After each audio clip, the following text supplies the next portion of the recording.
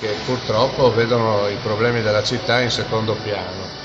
Noi abbiamo chiamato il nostro movimento Prima Udine perché sapevamo che sarebbe finita purtroppo così, dove i problemi di Udine sono in secondo piano. Ecco, per quel 8% sarà più o meno che si interessano ai problemi di Udine.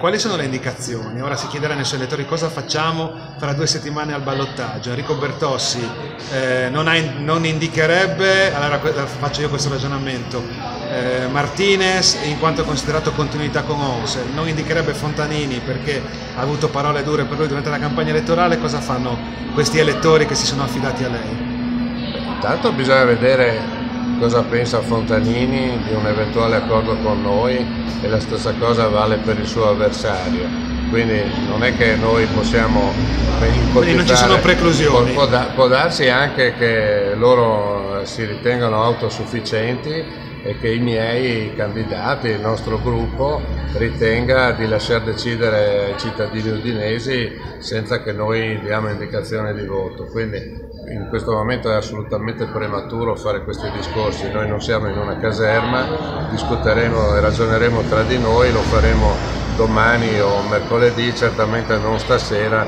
dove i risultati saranno ancora troppo freschi per essere analizzati con attenzione.